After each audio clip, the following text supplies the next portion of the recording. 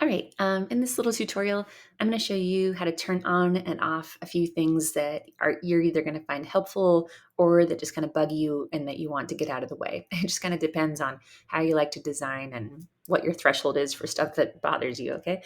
All right, so first things first, these grid lines in the back, some people find them useful and helpful.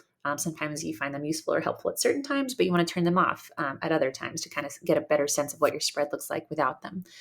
So all these little picas and stuff can help you align and whatever. Okay, but if you don't really like them or you want to get them out of the way for a moment, you just go up here to Grids and Guides under the View menu, and then you click on Hide Grid Lines, and then boom, there they go. Okay, so that's how to do that. Let me just show you a quick thing about pictures too. So if let's say I dragged this picture over here, let's just do one quick thing. If I wanted to delete it, if I'm like, oh, actually, I don't want that picture, if I hit delete, you'll notice that it creates a blue image frame. Okay. And so that all you have to do is just hit delete again. Okay. You could have done it where you leave it that way and then you drag another picture into that same size. So it's going to click right to that same size, which you can notice now it's a rectangle, whereas the original picture was a square. So when you use an image frame like that, which you can do just by over here under art for image frame, let's say you wanted to create a square, and then you come back over here to images. Then that's going to shape the size of your. So like, let's say I wanted this rectangular image, but I wanted it in a square shape.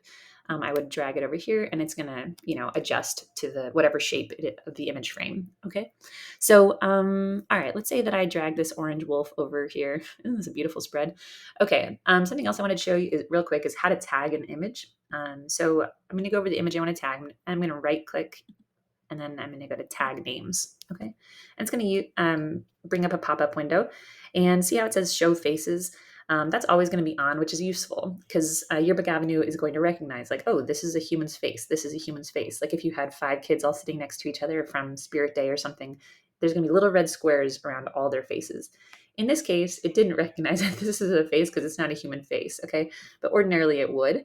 And so you would just click on the little red square that pops up. In this case, I'm going to create my own square by just clicking on the face. So you can see that over here now it's popped up. So I'm going to tell Yearbook Avenue who this is. Just for the sake of this tutorial, I'm going to say this is Principal Cheney. Okay.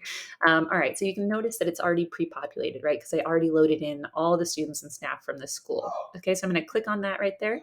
And then, oops, sorry. Let me try that again. And then I'm going to click on that. And then now Mr. Cheney is going to be tagged. Okay. And then he's going to show up in the index. All right. So then I'm going to click done down here. And then that's going to take me back to my spread. And just one quick thing that really bothers me whenever I'm um, designing is these little purple rectangles that show up. And so see how it has that little tag icon?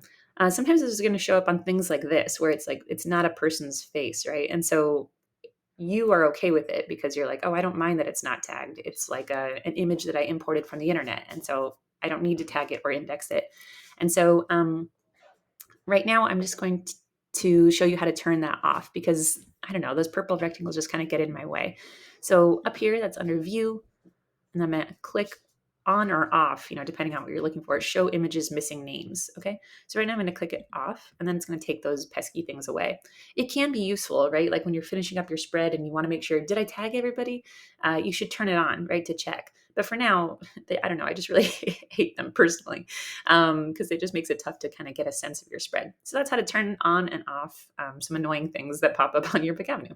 Okay. Good luck out there, folks.